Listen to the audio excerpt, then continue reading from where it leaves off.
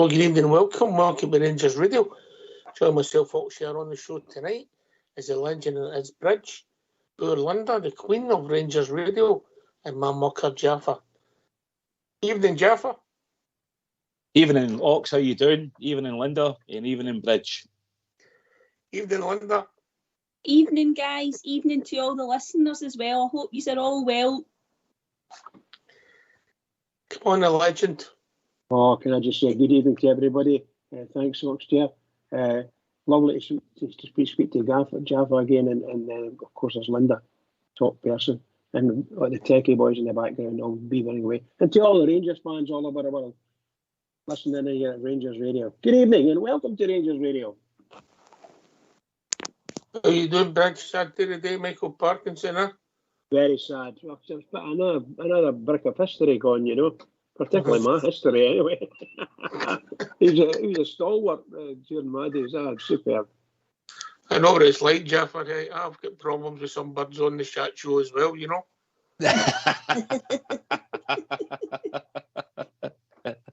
Aye, sad as you say, guys. Obviously, a great host he was, wasn't he, Michael Parkinson?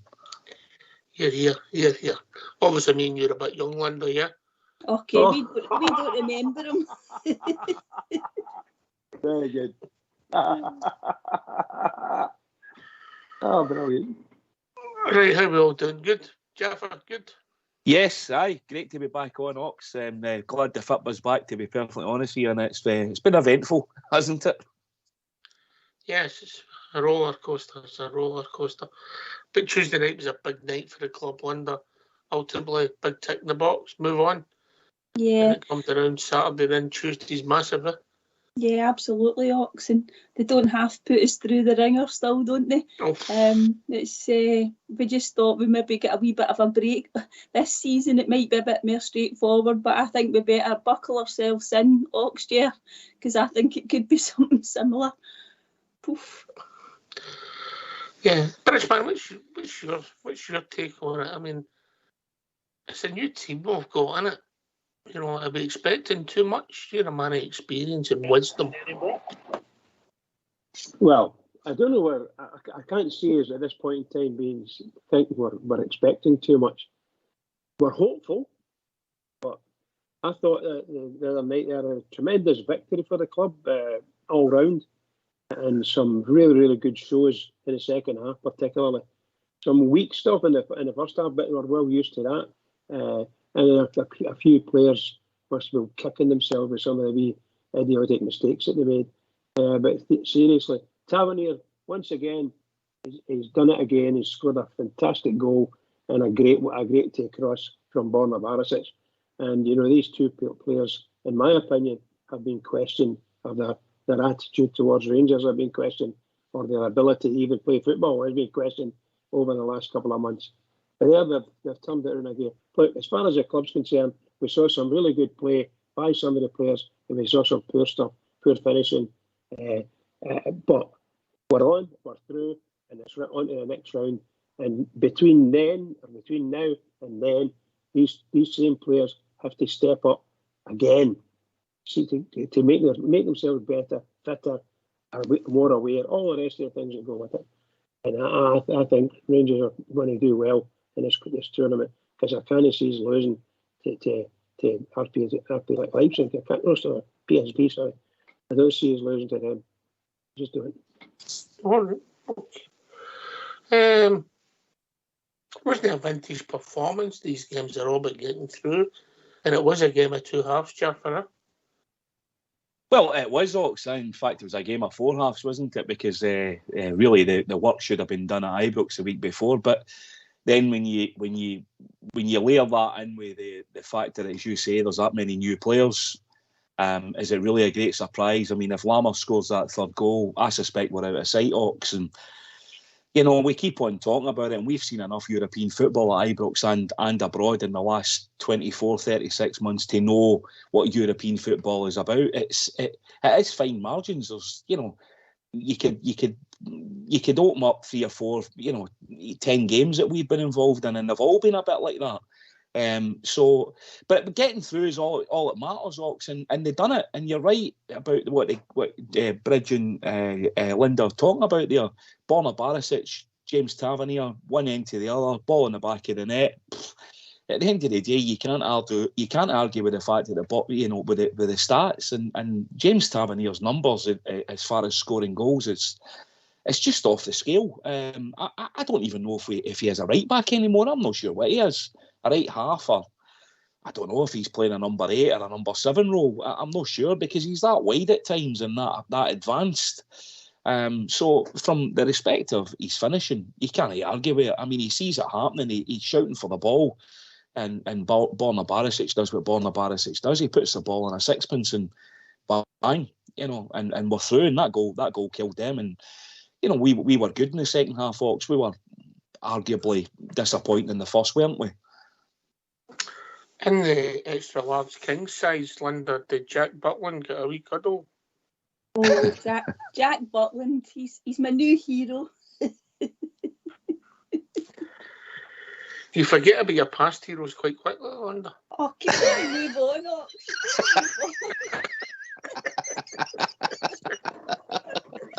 I told you, Oxside needs to do a brand new good-looking 11. Oh dear, aye. What a save we had, Linda, all kidding aside. Aye, I mean, we weren't really sure about him in terms of, because we hadn't seen an awful lot of him, hadn't we not? He'd been playing kind of a second or third sort of backup goalkeeper, albeit at big clubs. So we went, but he's he showed some early stuff in the pre-season games, but hadn't been properly tested.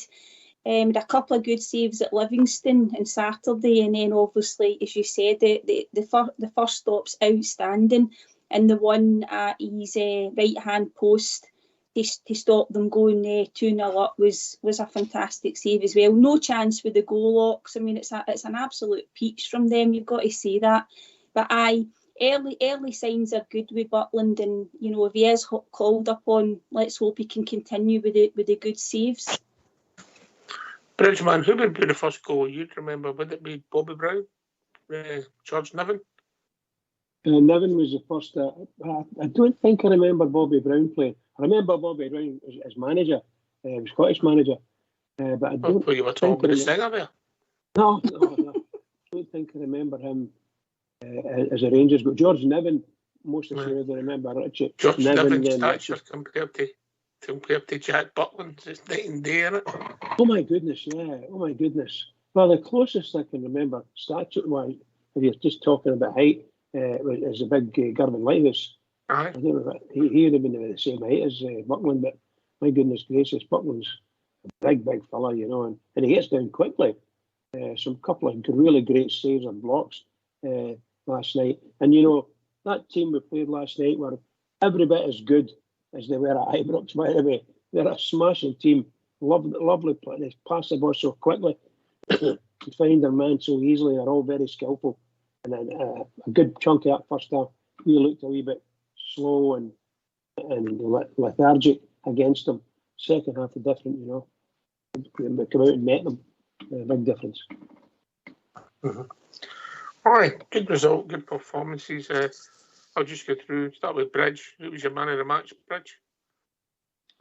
My man of the match was, I thought Cifuentes was the best man in our team. Closely followed by the wee Belgian boy. Raskin. Okay. Raskin, Linda? I would agree with Bridge. I think overall, probably for both halves, Cifuentes, he should have had an assist to his name as well, Locks. He should have a couple of assists, because he put one on a plate for Danilo against Livy as well. I don't know how Danilo's missed that one the other night, however he did. But I would agree, Cifuentes for me. Jaffa? It's same Ox, yeah. I mean, Raskin possibly shades it, and Cifuentes behind him or the other way around them. The two of them were standout. Followed by, in that trio, I would probably add Cantwell in there and Butland were, for me, the four big performers. Any other players not been the whole 11 you named? I've got it, and I get what you're saying, Cifuentes. I thought he looked tidy. First off for me, Jack Butland. Second off, Nico Raskin. You know, yeah. But bizarrely, Cantwell's still always the best footballer on show, isn't he? As bizarre as it is, Jaffa. Yeah, I mean, he's growing again, Ox. He's getting his swagger back again that he had at the tail end of the season, and you know, he just needs to cut out a wee bit. He's inviting the challenges onto him, and he needs to get a bit smarter on them. The referee got wise to him the other night, there, in my opinion, after he tried to pull the wool over his eyes a couple of times. So yeah, but yeah, Cantwell looks good, Docs. He really does. He looks great, and his fit was no bad either. Oh, what a floats your boat, Jaffa. He's well said, Jaffa. I was going to say that just slipped out, but that doesn't sound right either, does it? Dear, oh dear, Jaffa. Linda, Cantwell, he's got that X factor, eh? Yeah, okay, he's terrific, Ox. As Jaffa said, there is a wee edge to his game. There's a wee side to his game. Can I cut across and ask you something, Linda, quickly? See when you're watching the game and you see it in your head, you're saying, pass it to Cantwell, yeah? You just want him on the ball all the time. Aye. Absolutely. I know the feeling. That's what used to happen with me. Carry on. We'll take your word for that, Ox. What's a shocker? I know. I think people are saying that we can't become too over reliant on him.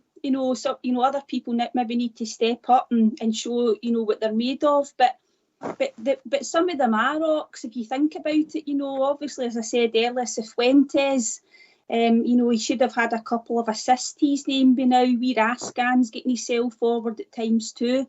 But just an overall, the player that what you want on the ball all the time is Cantwell. We need to keep him fit, and we need to make sure he doesn't get suspended. That's going to be harder, I think. That's going to be harder. Bridgman, you like him? Oh, I think he's a smashing player. At the present moment, I would say he's our best player overall. Certainly since he came at Christmas time there, New Year time, I think he's been a revelation, and his attitude is first class, absolutely first class. Just the type of attitude that a lot of the Rangers fans want to see.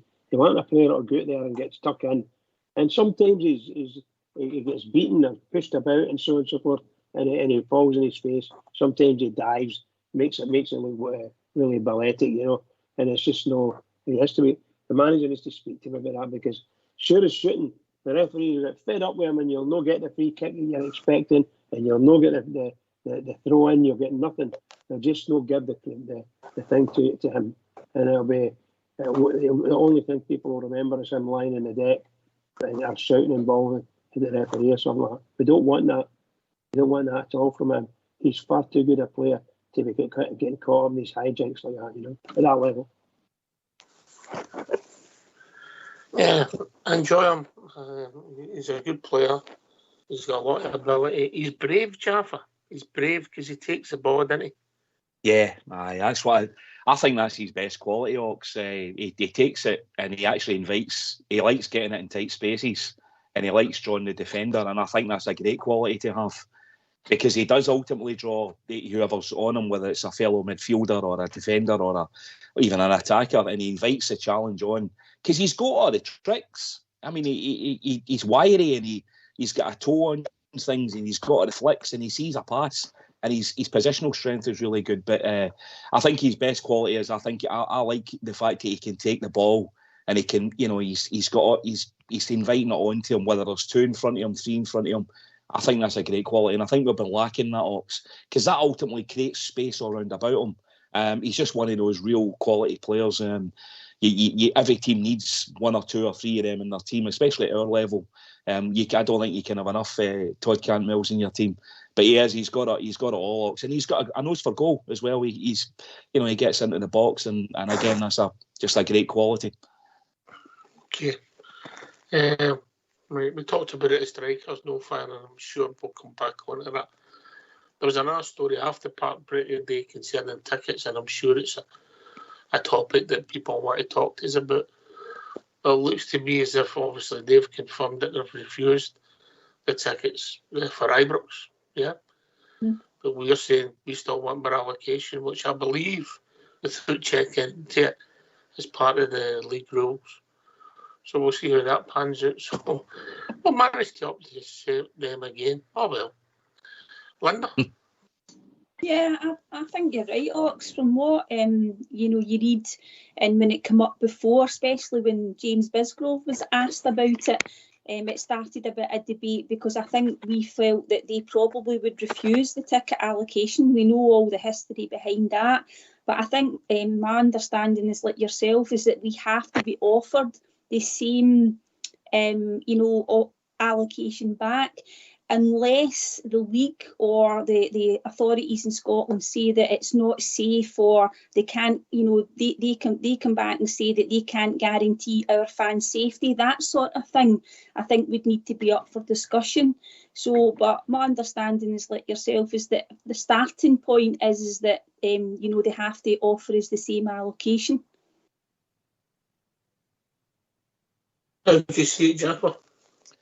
Yeah, I personally think they're trying to. I think they've got a game. I think they've got a position they're trying to force us into. They ultimately want. They want that whole Brimlin Road section back. That's what they're after.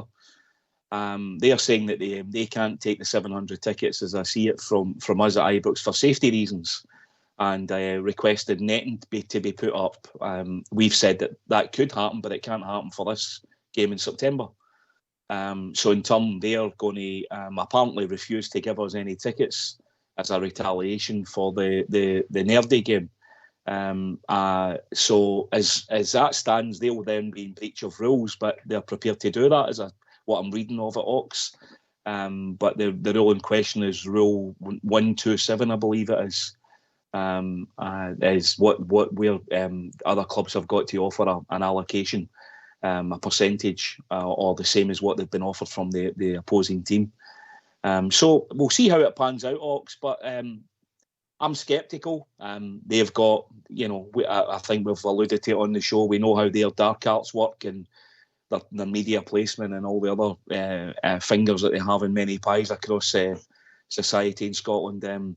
I suspect they're up to something. They've probably got a game plan, and we'll see how it pans out, Ox. I hope we're wise to it, and we've got a game plan as well. Yep. Okay. Right, Bridge, we get these phone lines open. We'll go for it, pal. Yeah. Let's hear from East. Why don't you give us a call on 0141 356 1972. It's your show, it's your platform. Let's hear from you.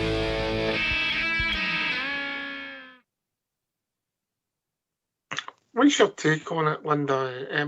Is it going to ultimately?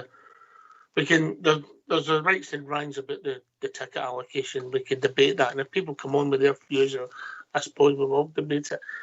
Just a simple question: do you think it's the same game? No. No, as simple as that. I don't.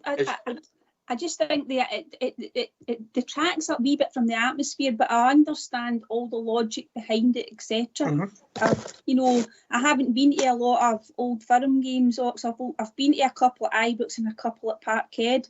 But when I was at the one at Parkhead, it was a long time ago. I'll let you take that, Ox. All right. Evening, Stephen.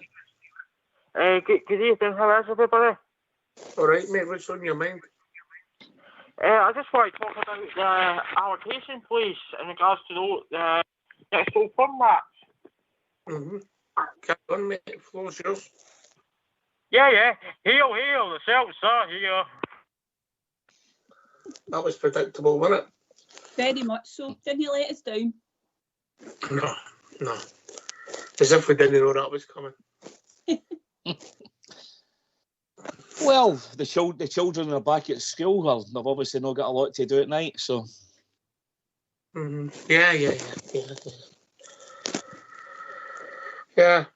That's the only way they'll be getting to speak in front of Rangers supporters this season, maybe. But anyway, Oxford, can I say something about the allocation? Aye, of course, Bridge. Yeah, and as far as I'm concerned, to me, and following it historically, they want to take all of the Broomloan and call it the Celtic end. That's what they want, and that's going to be booked for them every Celtic match. That's what they want. Every time they're at Ibrox, it's going to be called the Celtic end. So in turn, it's going to be the Celtic. Although traditionally it was the Celtic end, if you follow what I mean, without it being official.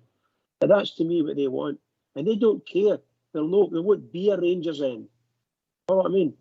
They want to say we take ownership of Broomloan and we're playing at Ibrox. We don't care who gets what anywhere else. They're no getting to Rangers only getting a Rangers end at Celtic Park. It's just not going to happen. Give them space to stick their fans in the corner and they're trying to see half of the game. No, for me, it's not right. It's just not right. I don't really care. There was two stories within it. There was the allocation about the it wasn't the apples for apples as far as the viewing was concerned, Jaffa, yeah? Yep. But there was also the fact that the Broomloan Bears, the guys who were part of the club and didn't think it was right that they were putting their hard-earned cash in and they weren't getting to the Old Firm game. And I understand that, yeah? You know, and the campaign started and grew arms and legs. And we can debate whether it's the same game all day long. But that's where it started. So there's two sides to the coin, you know. I agree with the latter. I personally speaking, I can only say personally, I've seen all the nonsense that they've come away with. They're now at the present moment blaming Rangers fans for injuring some officials and possibly some fans as well by throwing missiles at whomever it was. I really don't care about all that nonsense. I've watched that for years at Celtic Park. The most dangerous ground in the whole of Europe is Celtic Park when they were losing. Whenever they're losing a game, there's 100 missiles thrown every second. Yeah, unbelievable stuff. We saw it. They've clocked the referee, got blood and bleeding. And they've done all that and never been fined for it. And so they're going to try and run Rangers into the ground on this from a point perspective.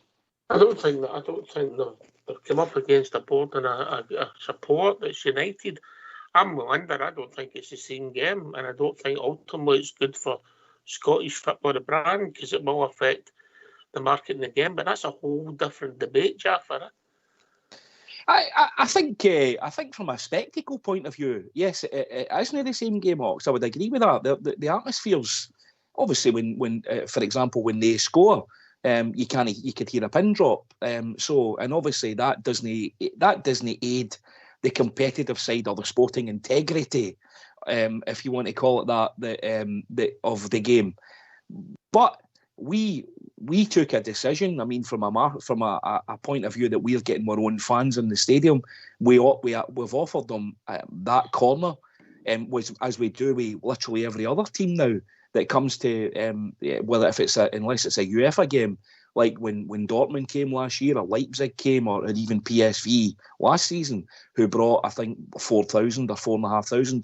Then their allocation spreads into the Broomloan section. I mean, listen, if the two clubs if they gave us a section of their stadium, because our argument is, from our fans' point of view, you're right, we've been pushed away, never mind into that corner where the viewing's restrictive. We've been elevated up into the top section. You know, if they gave us a section of their stadium that was, for example, a similar viewing position where we got 3,000 or 4,000 or 5,000 in, then I think both clubs probably should end up back at that point. That would be the middle ground, wouldn't it? That would be but they're saying that from a safety point of view, they can't take that. So, I mean, there's absolutely no chance that they're going to ever get back to the way it was before Ox, where they're going to get 7,500 in the Broomloan section, Broomloan Road area. That is never going to happen. We've got too many season ticket holders now who are paying full price. So that's a non-starter for me. So there's going to have to come up with some form of middle ground area. I think that's going to be the solution point. But they have to come to the table as well with a part of their ground that we're comfortable with and consult the fans and ultimately ask the fans. Guys like Southside, who's been going to Parkhead for probably most of his life, Big Stevie, all these kind of guys, consult them and ask them if they're happy with the position that Celtic have given them, offering them a ticket in their stadium, rather than this restrictive viewing area where you can't hear them, you can't see them, the cameras are not on them. So that doesn't help from a sporting integrity point of view, Ox, either. Aye, I get it. I think there's two arguments, Linda, and I get how they're emotive to people and people get strong views on them, and some people get strong views the other way, but I think it's a riddle. It's not going to be solved, but I think it's another small piece of Scottish football hating itself to death. Yeah, and I think Jaffa's right. They have to come to the table with an offer that's going to be equal to what they get. I know that the stadiums are different in terms of the layout, so that Broomland Road it's a huge advantage that they're right behind that goal. And when they changed it so that they put us away up in the corner, albeit it's not, obviously it's actually not, when we're there with only the 800, it's that wee tiny bit. I know that the previous allocation, it was bigger, Ox, but as you rightly said, it wasn't a great vantage point. So I think James Bisgrove has made that clear. We're not negotiating with them until they actually make a better offer. But I can understand Rangers' point of view as well, wanting to keep the season ticket holders happy. And why shouldn't they? Because the season ticket holders are paying good money. The only other thing I was going to say... They can't use that argument because other season ticket holders disappeared when we were on our journey. Well, that's true. I know. You wonder as well whether... would we want them to be back there, the majority of fans as well, in terms of the atmosphere at Ibrox? Because I remember being at a couple of Old Firm games and being in the enclosure, right beside the Broomland Road when they had that full allocation, and it wasn't nice at all. And I know it's not about being nice when you go to a football match, but I didn't actually feel safe, Ox. And I've never felt like that for a European game or anything, but I felt quite unsafe when I was at an Old Firm game. Maybe it was the faces you were looking at. It probably was. Or the odour that was coming out. I just wrote a letter like their own fans did. The fact you were that young, you were frightened. I was, You know, but aye, it's a tough one. I don't think there's a great solution to it either way, because whatever you do, you're going to upset people, you know, because people are getting entrenched views. I don't think it's the same game, but I understand both arguments completely, Bridge. But what you're left with now is, based on what we're hearing, if you can maybe you know a wee bit more about it, you guys. But what you're left with is that Celtic have said no, we don't want tickets. We don't want tickets for Ibrox because we don't think it's safe. Rangers are saying, well, we want tickets for Celtic Park because we don't think it's unsafe. But there's a load of other things that make going to Celtic Park a bit difficult for the Rangers fans. They're going to be there 2 hours before the game, if not 3 hours before the game, and then they get manhandled across the road and all that nonsense to get them in. All that needs to be discussed by the clubs. It's just not right. I know it's security, I know the rest of it, but it's just not right. Not for Rangers fans. I've said it openly, and I'll say it again. I don't want our fans to go to Celtic Park. However, I know the difficulty that would be, because you've got loads of guys like Big Stevie and I've asked you this question before. When you were 10 years ago, when you were in your 20s, yeah. You and your friends go there, and it's a fabulous day. But it was a different. Yeah, I know, but we're not getting that opportunity. We're young support. Correct. You know, it's a conundrum, Jaffa. It certainly is, Oxeye. I'm not sure what the end game is here. You know, I think I've you know. Listen, going by their track record, they've always their dark arts are always working away in the background. They'll have a plan of what they're trying to achieve, and I suspect I know what that is.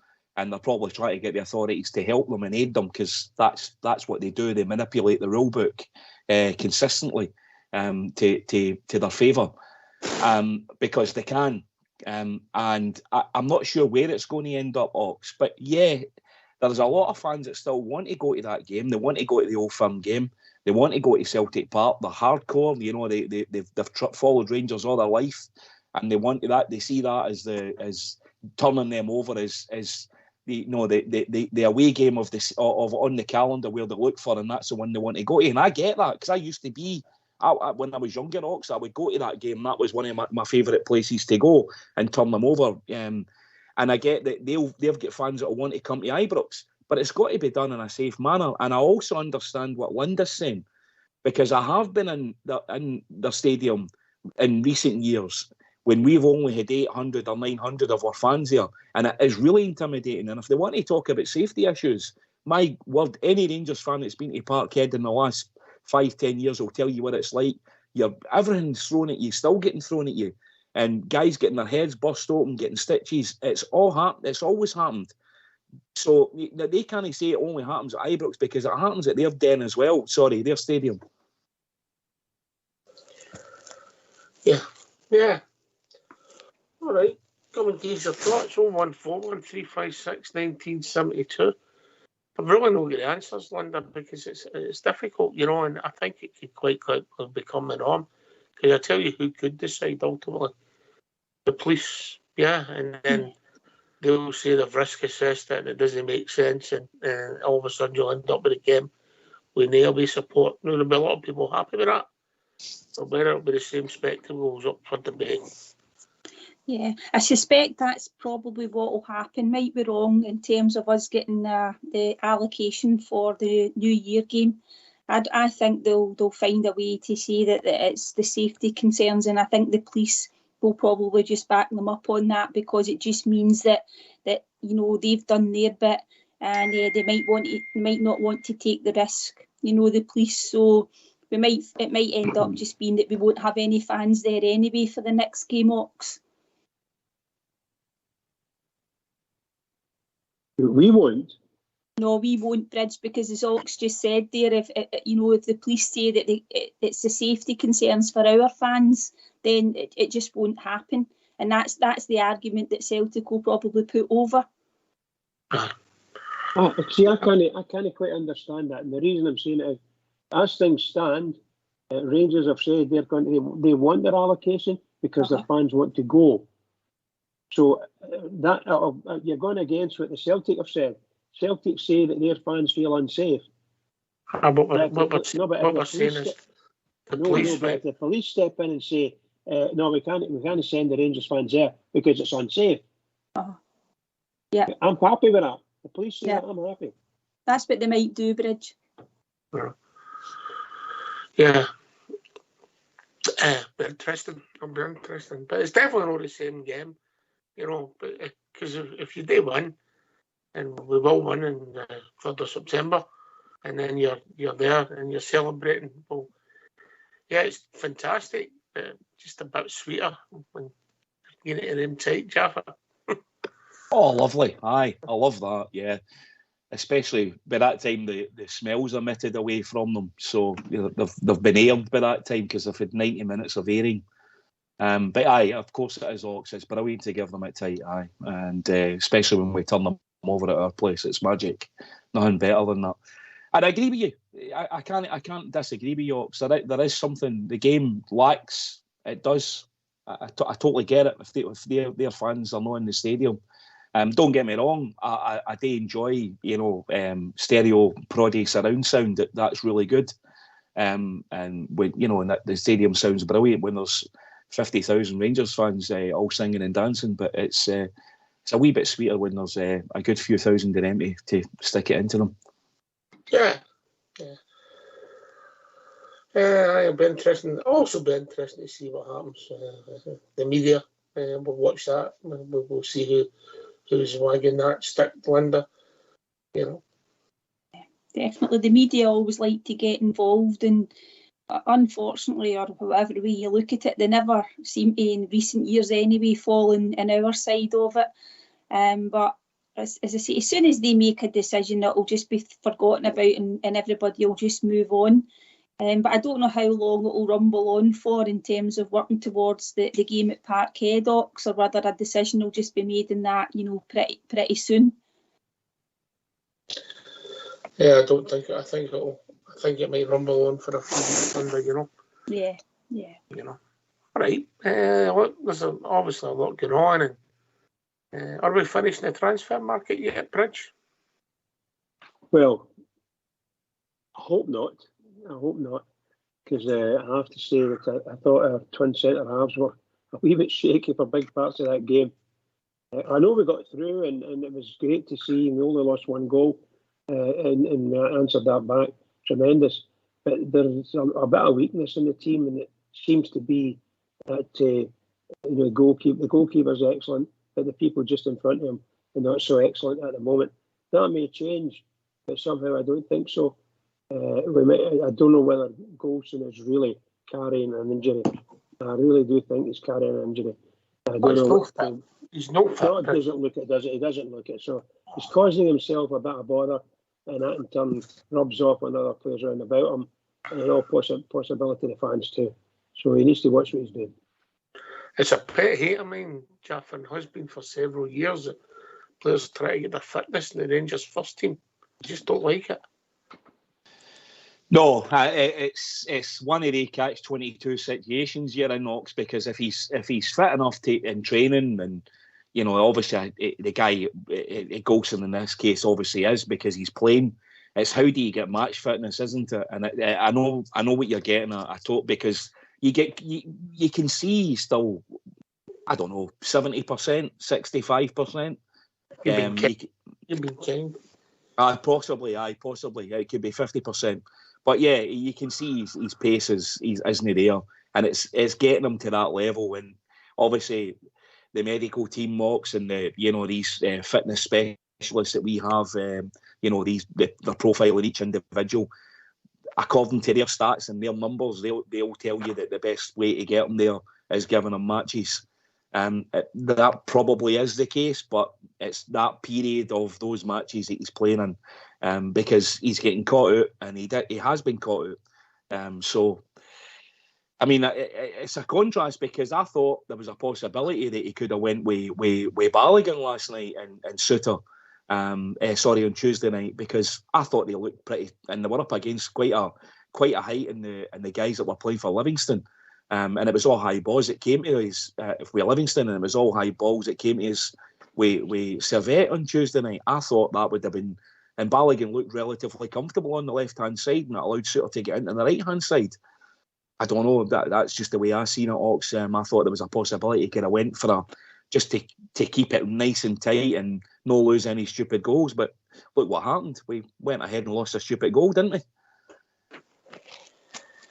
Yeah. I don't think, to be fair, it was more John Suter's error rather than Conor Golson, in my opinion, Linda. Yeah, I think Suter went up for the header and he just kind of mistimed it a bit.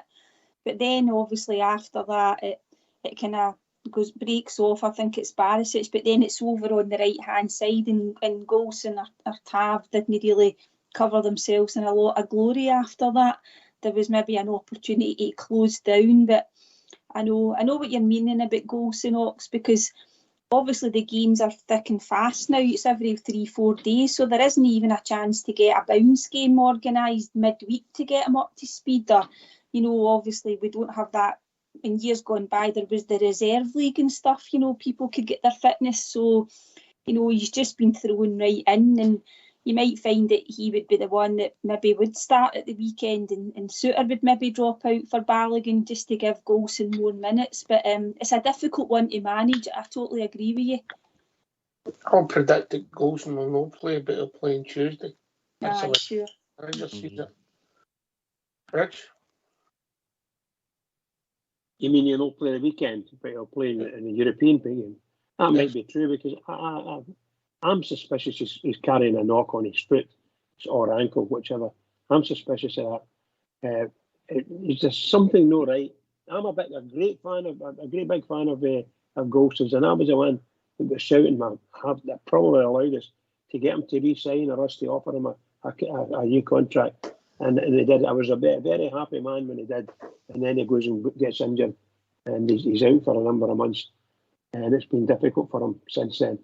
So we need to make sure that he's right. Some people think he's going to last another year. You know, he's like this time next year, it might be questionable whether he wants to stay at Rangers or whether Rangers want to keep him. And I don't know which one will be right. But as he stands at the moment, he needs to be able to come out and do some tremendous work like he did 2 years ago playing for Rangers. He was an absolute superb, a stalwart, for Rangers, tough as nails, and did the business. He's not doing the business right, and now there's something not right. Yeah, just doesn't look fit, Jeff. I think that's as simple as that. Yep, I agree, Ox. He doesn't. And to answer the short answer to your question, you were saying, are we finishing the transfer window? I sincerely hope not, Ox, because that's an area of the part that needs a bit of attention. I know there's some rumours jumping about some players we're interested in, but they all look like young guys, and I'm not sure if that's a solution. I would have liked to have seen an experienced centre back getting either coming to who's coming in on a contract, somebody that the managers are wary of, or the coaching, the scouting team are wary. Somebody with decent pedigree and at the right age. You know, a 25 or a 26-year-old that's played at a really good level. That's what I'm hoping for, Ox. Yeah, interesting to see who gets at the door. I think there's Merritt and then maybe some Flinders. Yeah, and Ben Davies, I mean, what's happened to him? He seems to be injured, Ox, but there's very little information about it. No, it's not like Ben Davies to be injured, is it? Exactly. He's turning into another enigma that, misses more games than he's available for. It's quite incredible. And then obviously we'll hear the pressers tomorrow, but you're kind of wondering about that defence, and is Yilmaz fit again? Is he going to come back in? But I totally agree with Jaffa. We need to sign another centre back. You can't go forward with what we've got just now. All right. I get that. It'll be interesting to see what happens with Ben Davies. I'm just going to check and see if he's in the European squad. Obviously, he's on the left-sided central defender above Courtbridge. You think about it. There we had him, and we had Herlander. What's his name again? Herlander. And he's two left-footed guys that could play centre half, a good left-sided centre half. And now we'll get nobody based on what we're saying. I thought Ben Davies was quite smooth when he gets the ball, and once again he was short of fitness. But as Linda's right, if you're going to be injured that amount of times, you're in the wrong place in a centre half in a Glasgow Rangers team. That's the battleground. That's where you've got to be in there fighting and killing. That's what I believe anyway. It's very tough. I don't know what the score is with Mr. Davis. I really don't know. It's not included in the European squad, Jeff. Yeah. Maybe they expect to sell him. Maybe they expect him to go. Well, see, to be honest, Bridge, that looks, by all accounts, I'm not, I don't think even the manager's commented on that. But if that is the case, Ben Davies would be as well, finding himself a new club down south in the Championship or whatever. And if we get a couple of million, I'll get most of the money back for him.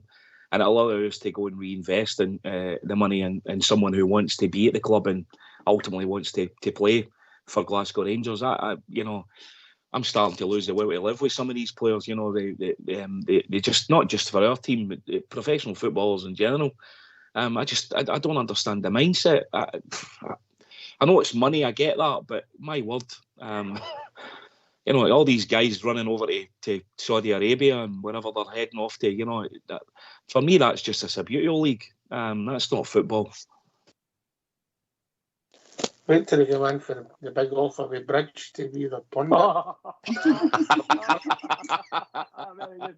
Very good. What would you do, Bridge? I would say aye. I'd go. Aye. Just wait till I lose this 19 stone in a year. Yeah, but the begging letters, would you still write them?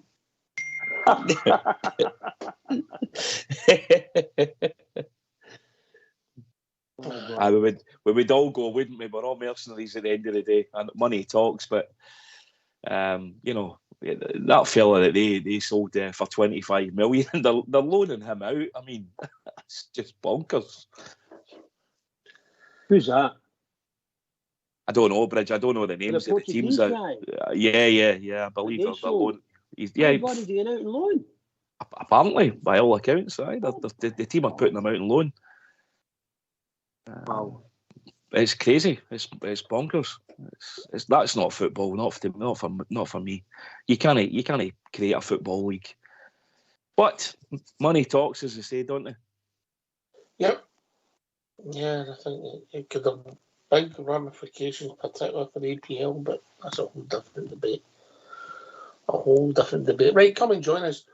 0141 356 1972. What's important? The League Cup against Morton. Or Tuesday's game. Linda. I'll do a bridge and say one game at a time, and the most important game's the next one. We simply must get through this game on Saturday, Ox, and I want me just play a really strong team, get the job done, and then bring on subs if he needs to, because we've been drawn against so-called lesser teams in these cup competitions over the last few years, Ox, and the performances have been really awful. The fans have gone, paid good money to see good football, and we haven't been given decent football. We've struggled through these games. So I would like to see him putting out a really strong team, get the job done, and then bring on the subs. Right, okay. Jaffa? Yeah, I agree. Everything Linda said there, 100%. Just one game at a time. Let's take the Morton game in isolation. Get a strong team out there, a team that can go out and win. Because for me, the last couple of games, like that game like last year against Partick Thistle, it was just down to attitude for me, Ox. The players on the park have still got to go out and win the game. Get the game won. Use it as a way of getting your fitness or trying some tactics out. But go and win the game. We've got the players that we've got in our team compared to what Morton have got, with the greatest of respect to Morton. But the one thing that they will do, they will put every ounce of energy into that game for 90 minutes. And they will give us a run for our money if we don't match them in attitude and energy levels. So for me, that's the biggest thing on Saturday, is just get the game won and get a couple of the young guys on that are on the periphery and see what they can do, and see if you just don't know what can happen. A star can be born. You know, somebody can just take it like a duck to water. So that's how I would approach the game, Ox. But first and foremost, get 2 or 3 goals on the score sheet, and then we can start thinking about taking some guys off and getting some subs on. Bridgeman, would you start the 2 centre forwards who obviously need some goals with confidence? Yeah, I would actually. I would. Yeah, I definitely want 2 strikers to stay in the striker role. You've got to remember that no matter what, as said earlier, no matter what happens, they're going to come, whoever's going to come to Ibrox, are going to come with the biggest centre halves they've got, the biggest defenders they've got, and they'll pack the box for sure. We'll just see how it goes, obviously, but we need to have our strikers there, right on their shoulder. We need to play right in their face and on their shoulder. That's what we need to do. And challenge them for every single ball. Whether, in fact, Dessers is up to that, or even Danilo is up to that, we need to get in there. Somebody needs to get in there and challenge these guys. Keep pressure on them. Press them. And, of course, the midfield, if we're going to play a decent midfield, then they'll do the trick with the rest of it. For me, anyway. Definitely 2 centre forwards. What are you thinking, Linda? Yeah, I would agree with Bridge. There is an argument for changing it up because there's people sitting in the sidelines that have had hardly any game time. For example, Kamar Rufox, although we don't know what his fitness is like.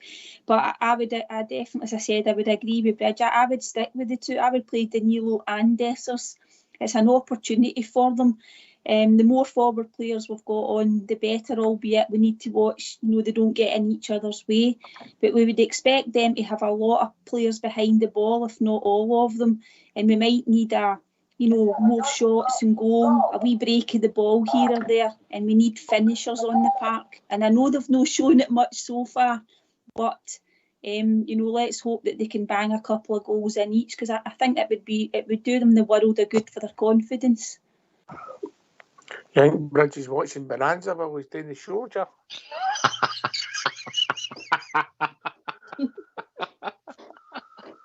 Get off your horse and drink your milk. Did they say Bonanza there? That's a blast from the past.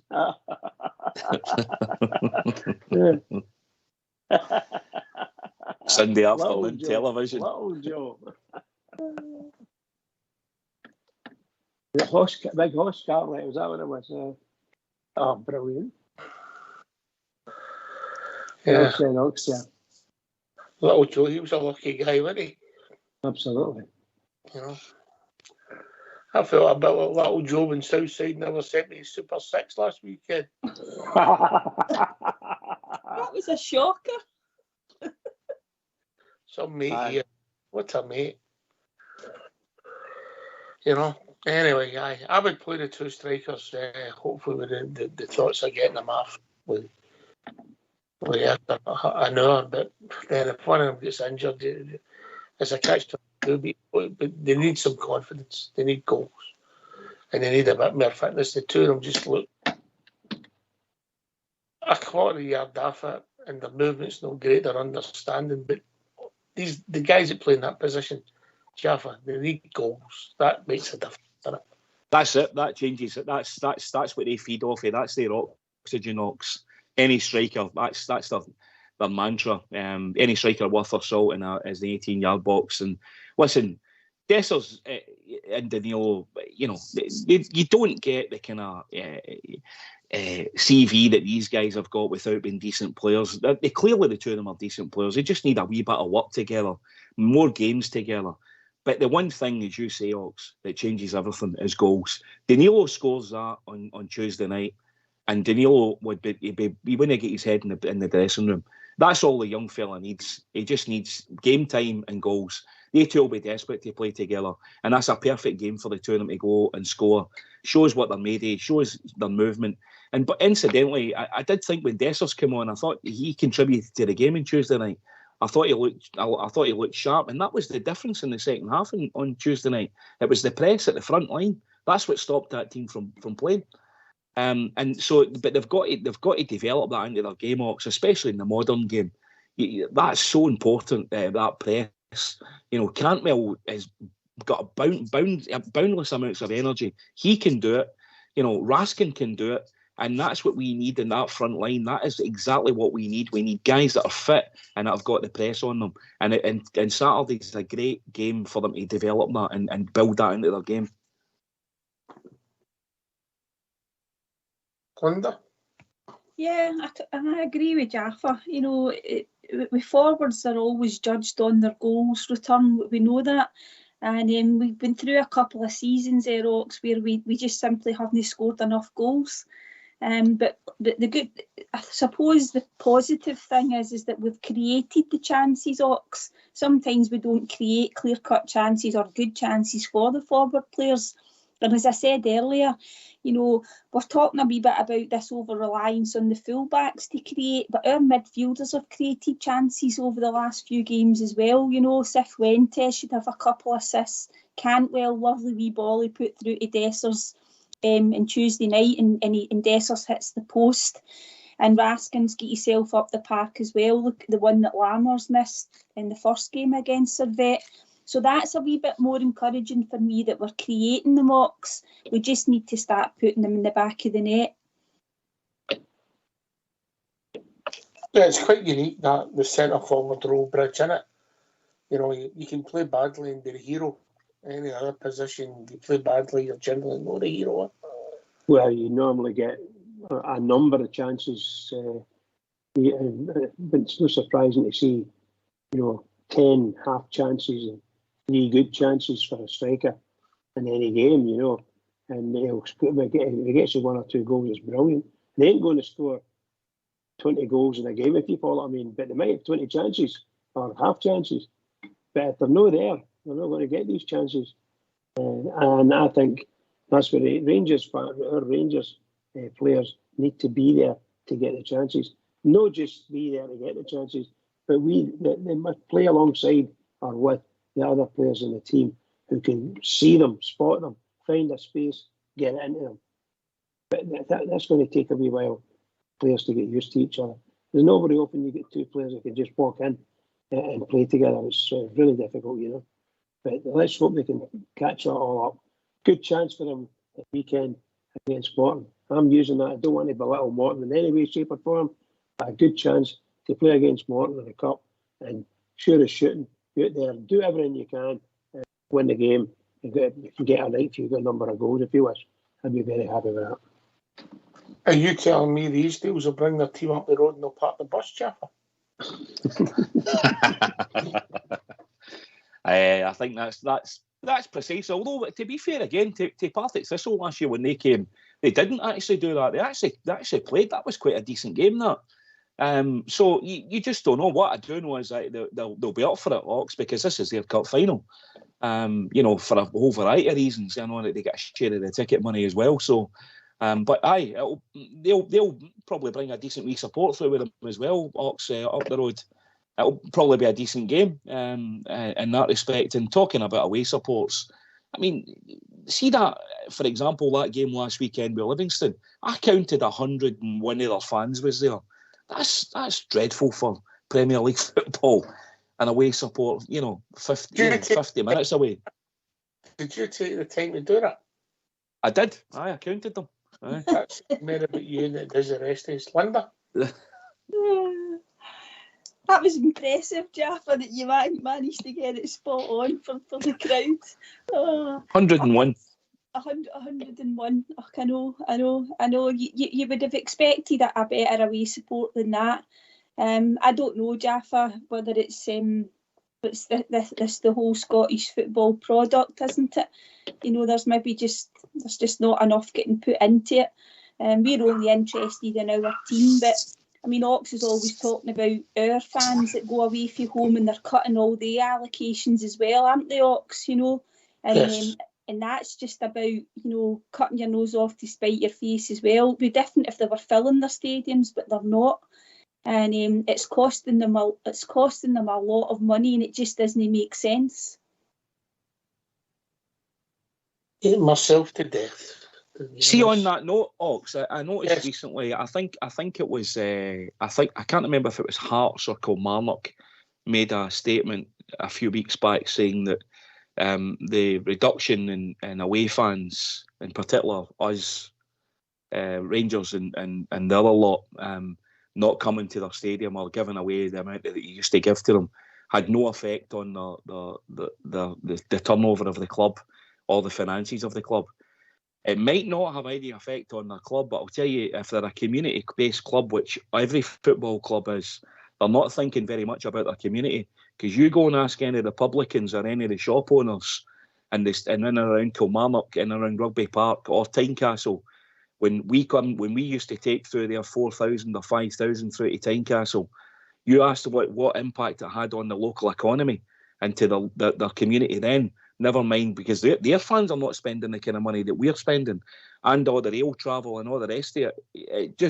It defies logic to me that there's a bigger picture.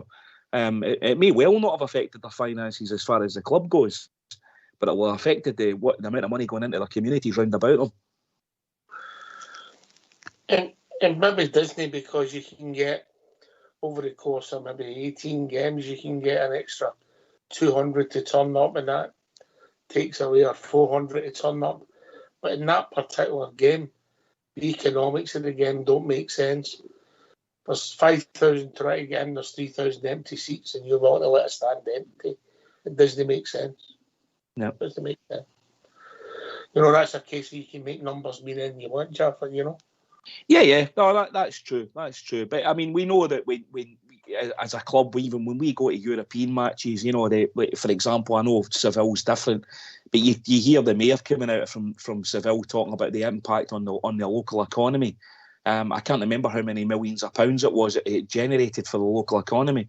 And at the end of the day, for cities and mayors and, you know, communities and clubs, football clubs who are usually the epicentre of the community, that's part of their responsibility as the wider community that they serve. It's not just what happens within the four stands of their ground.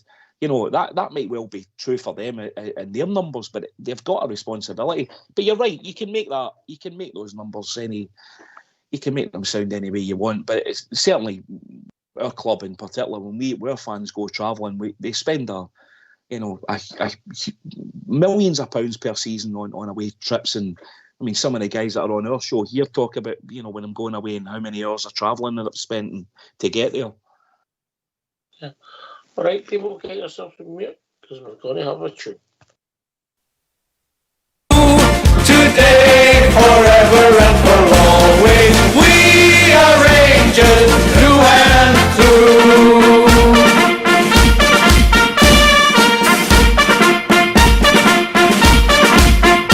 Well, the legends come and the legends go, but Rangers live on just the same. For a new one's born when the blue shirts won, and we all remember their name. We are the legendary Rangers. We wear the legendary blue. Today, forever and for always, we are Rangers through and through. And there is no doubt what we're all about when we face the world and say, bring it on some more, 'cause you know for sure that we don't do walk away. We don't do walk away.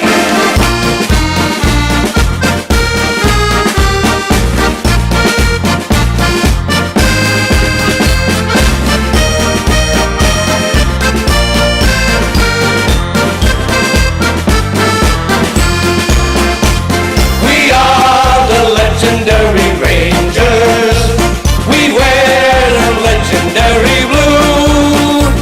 Today, forever and for always, we are Rangers through and through.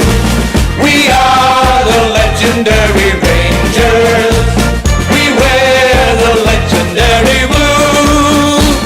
Today, forever and for always, we are Rangers through and through.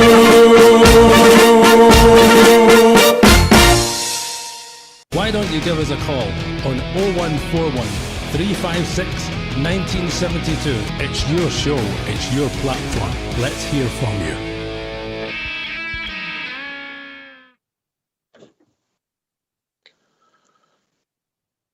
Be back, Linda, Jaffa. Yep. Yeah, I'm pretty sure we'll listen to a second. Yeah, come and give us your thoughts in today's sort of, it's like all story about broke again today about the tickets. Give us your thoughts about Tuesday night. Give us your thoughts about Saturday as we start building up to the League Cup tie against Morton.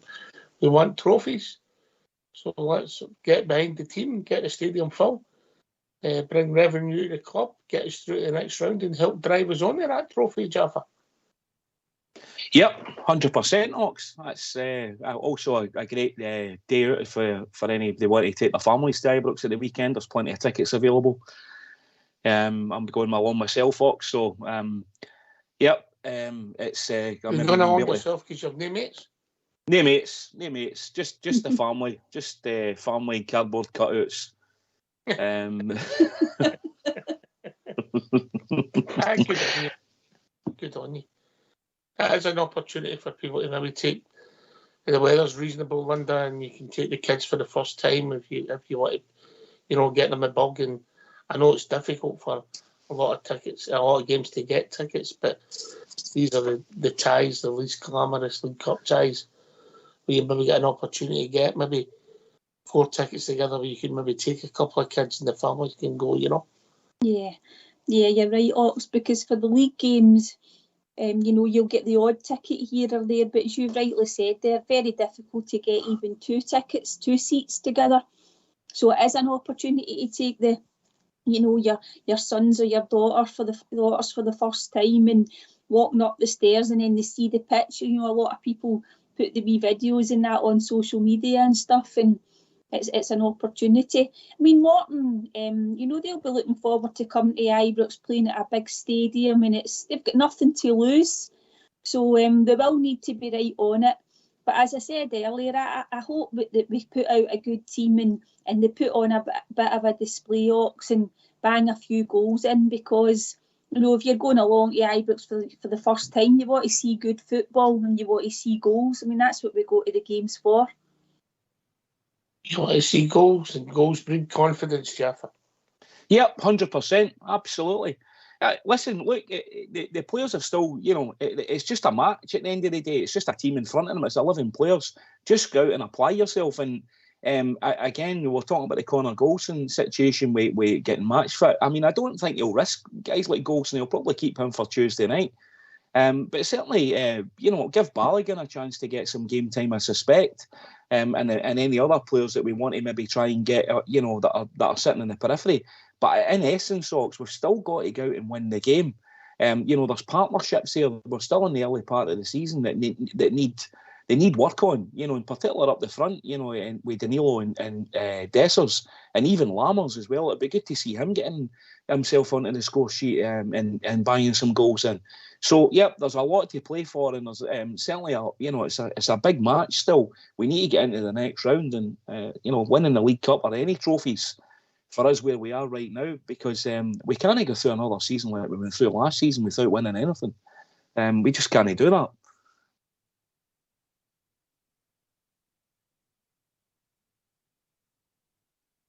Yeah, you're right. I mean, to win the trophy, you need to win these rounds. I'm glad you mentioned Lammers there. And I'm going to give my take. My initial thoughts were in pre-season, yeah, he's got ability, he's a flicker, he's going to make things happen. Since the competitive stuff started, I'll be kind and say the jury's out. Yeah, I think that's fair, Ox. As you said, they look good. They got a couple of goals in the pre-season friendlies. He scored a good goal. He scored a good goal last Saturday, but that was all done. Yeah, I know. He seems to drift in and out of games, doesn't he? Which is a wee bit concerning, because we were talking earlier on about Cantwell getting on the ball and making things happen. But we're led to believe that Lammers was a similar type to that, because let's face it, in the pre-season games he seemed to be played in the position that we wanted to see Cantwell in at times. But the jury is out. But I mean, see, really, some of these players that we've brought in, haven't they been exactly setting the heather alight in the teams that they've come from? They've maybe just went off the boil a wee bit. We're bringing them in at fees that we can afford, and maybe also free transfers. So it is going to take a wee bit of time, but the jury's definitely out on Lammers. I would agree with you. What are you thinking, Bridge?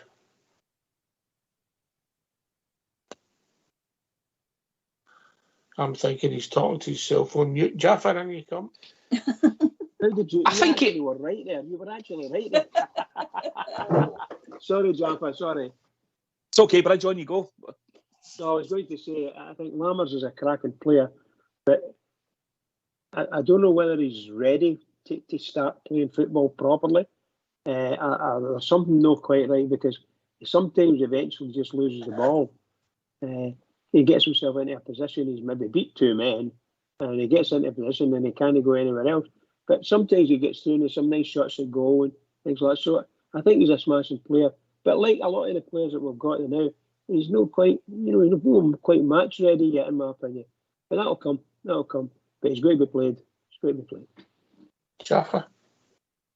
I think, again, Ox, like a lot of Dutch players, isn't he? He's technical. You can clearly see he's got technical ability. He just doesn't seem to. I agree with you. Linda makes a great point. He drifts in and out a wee bit too much for me. He doesn't seem to be contributing in a persistent manner in a game. He seems to go into these where you're like that. Is he still on the park? I mean, I was saying that to myself the other night. Was he still on the park? And he does appear with the odd wee flick here and there. But again, go back to your point right at the start of the show, Ox. Are we maybe expecting a bit too much? Are these guys still getting themselves up to speed? You know, I know it is early part of the season. Should we be giving them more time for their game to develop at Rangers and them to develop as a player? And I can only imagine in the background some of the stuff that they're getting involved in, moves and moving furniture about and all the rest of it that happens with the rest of us when they're moving about. But I still, at the end of the day, we still want to see them contributing on the park. He does seem to have drifted a wee bit, Ox, because in pre-season I thought he was the standout signing in pre-season, to be perfectly honest with you.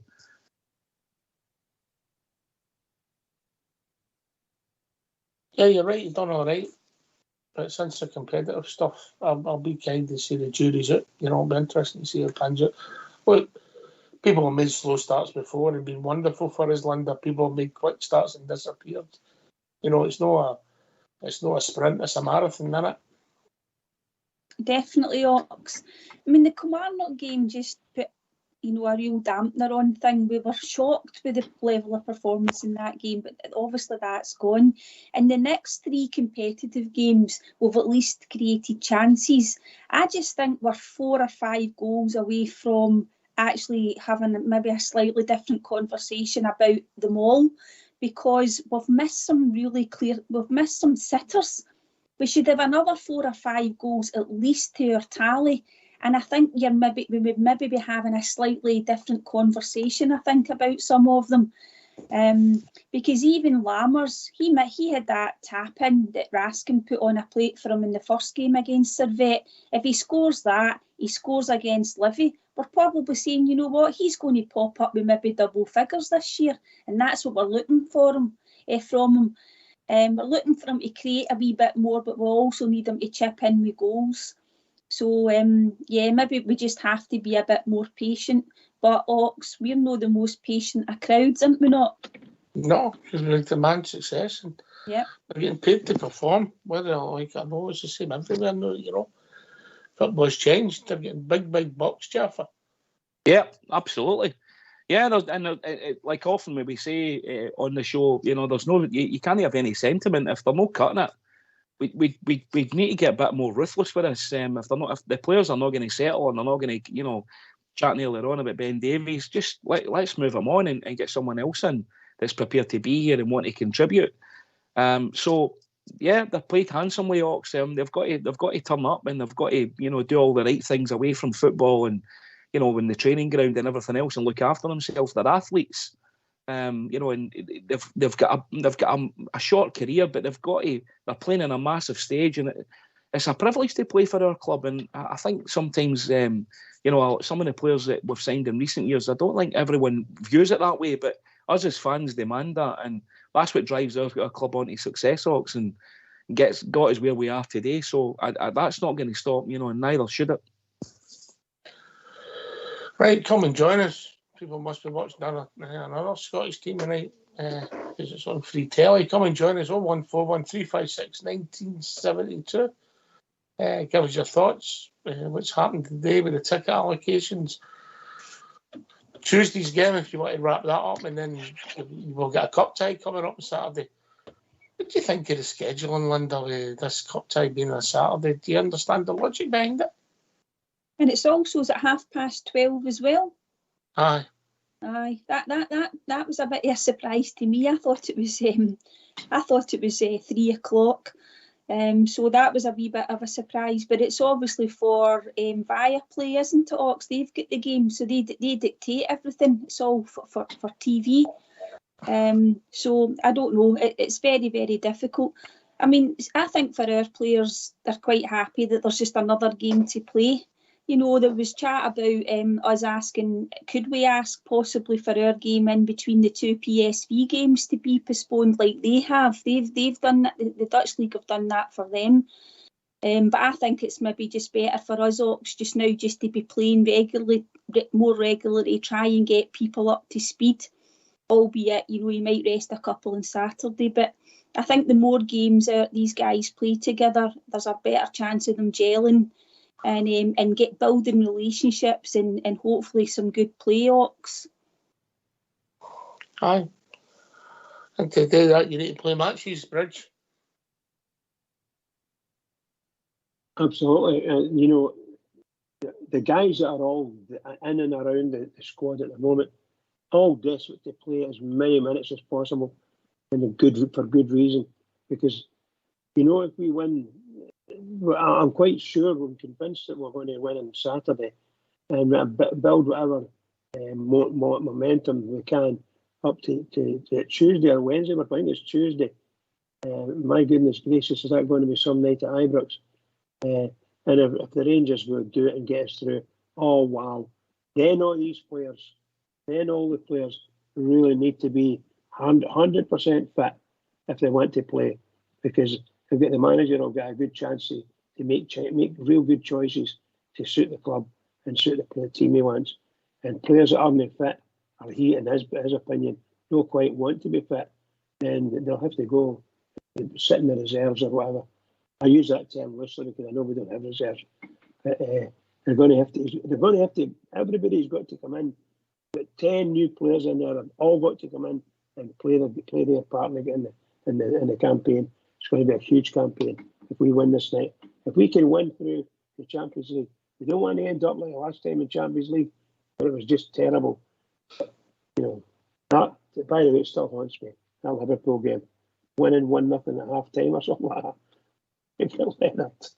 Never again, please. Yeah, it's an experience. I don't want to get through it again, but I want to get in there and compete, Jaffa. I'm not saying we're going to win matches, but we want to compete. Oh, listen, look, Ox, I think all of us as Rangers fans, different eras, and never seen the performances we put in last year. We got scudded, didn't we? We saw some. But that drawing, what we get put in with was just unbelievable. And it was the proverbial group of death. Let's hope that never happens again, and I'm pretty sure it won't. But we still want to be in the big boys' playground. We want to be in the Champions League, and we want to play in the Champions League. And listen, of course we're not. None of us are sitting here saying we're going to win it. Nothing like it. But we want to be in that group, and we want to be able to, the fans travel, and the fans all love getting their trips away to all these different European countries and seeing some brilliant football. And we want to compete at that level. That's an absolute gimme. We want to compete. You just need to get in the group and see what happens. But I'm not a repeat of last year, thanks. No, just talking about European football, Linda, Fox has just messaged me, no Roof, no Matondo, no Davis in the Euro squad. Yeah. So probably just no changes from the Servette, the squad that was put forward for the Servette game, Oxy. It looks Alec Lowry's disappeared since the first one was mentioned, yeah. Yeah, he was in it obviously because it was announced before he moved to Hearts. No surprises, no Roof, Matondo or Davies. And that'll it'll be interesting to see what happens going forward. Obviously somebody like Rabbi Matondo, he got a wee bit. He came on against Livingston and did quite well, but up to that point he had shown very little, even in any of the cameos he got in pre-season, and we never really seen very much of him as a player last year. We're all hoping that he maybe kicks on, because if he's our player, Ox, maybe Beale's going to have to maybe try and get some sort of tune out of him. Davies, we've already touched on. Don't know. Nobody's even asked about him at the pressers recently. And Kamar Roof, anything you get from him will be a bonus. As I said earlier, it'd be interesting to see what happens with Kamar at the weekend. If he's 100% fit, you might see him maybe for a half hour at the end, maybe on Saturday. Yeah, 9 subs, if you get the game done, I don't have a problem bringing Lawrence and Roof on, as long as they're ready for it, Bridge, yeah? If the tie's finished. Yeah, and I have to be honest and say, the manager and the rest of the team must know that they're confident that they're not going to lose any more goals or whatever. Then he can take the chance and bring someone in. and bring on the subs. Roof, I mean, seriously, you wonder about that guy. All the talent in the world, you know. And my goodness gracious, he's in the game 1 minute, and then he's out of it. He's in one game and he's out of it, you know. It's just trying to keep up with him. It's just incredible. However, it's the manager that makes the choices. He's got to be there. If he's going to be there, he's got to be fit and fit enough to do it, because he's scored some fabulous goals for us, and I'm sure he could do it again if we play him properly. But no take chances, please. Right. I'm going to put you on the spot here. Linda, you're Michael Beale. You've got a lot of decisions to make about a wee quarter final. No quarter final, was it? Last 16 tie against Morton. You've got to juggle your pack. You've got to think about the next game, but you've got to think about fitness, confidence, tactics. Linda, name that team.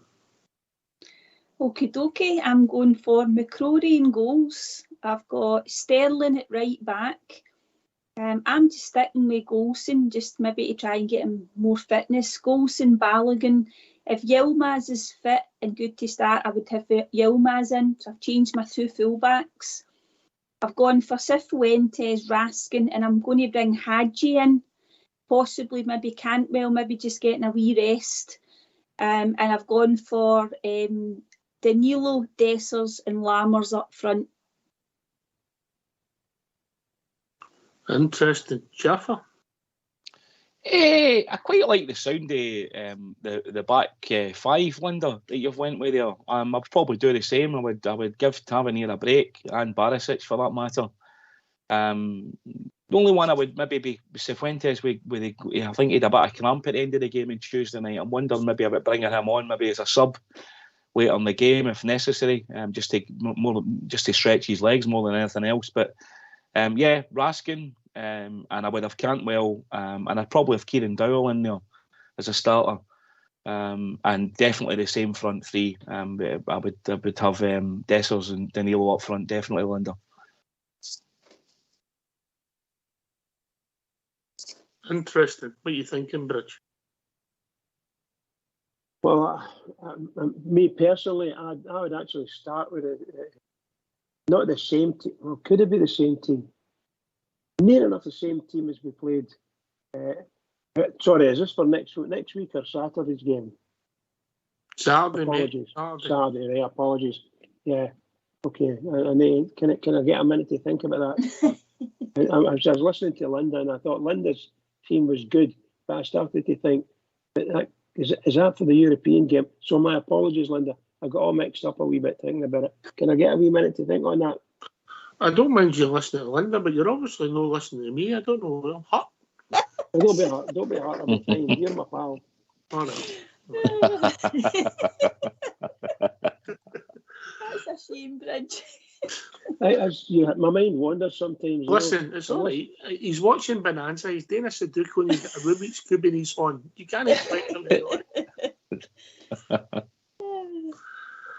Right. I get you. I get you with McCrory. McCrory, I get that. Butland. I get the Tavernier. But then he usually plays, Linda, bizarrely, doesn't he? Just usually plays. He seems to be undroppable, doesn't he, Tav? You know?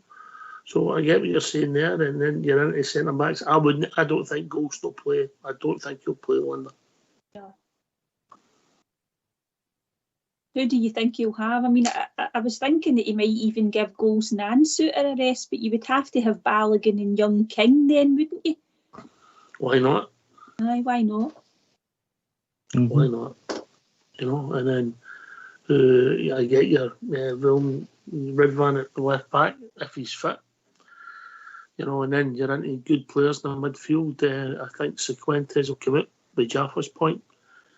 I think Dow will play. Then you're into who else will play. Maybe Lundstrom will come back in. Because he missed the game for personal reasons. Yeah. You know, and then it's Dow, Lundstrom and who else. Then you're wondering who does the creativity come to if you've not got the man Cantwell on the part, if you're giving him a rest. You know, and then up front, I think it makes sense playing Danilo and Dessers. Where's the width? And where's the width of our tactics, Jaffa? Well, this is what caused all the problems in the last two games, or the game with Kilmarnock and also on Tuesday night. That narrowness that that in the first half was bonkers. The way he was playing. I mean, there was a picture. I thought. I think it was Neil McCann who was talking about it at half time, and he showed a picture, and it was like 3 blocks, a 2-ox, 6 players, and that there was nobody else round about them. It was just acres and acres and acres of space. But he changed it. He changed it around at half time. He had to, and I hope Michael Beale's learning his lesson, because I'm going to put my hands up, Erox. I don't understand what the tactics are there. I don't know what it is he's trying to do. And I'm not a coach by any stretch of the imagination, but I just can't see from a football point of view, from a team setup, what it is he's trying to achieve there, because I don't think he's achieving it, bluntly, and that's me being kind. Don't put yourself down in this modern world. You can be anything you want to be, mate.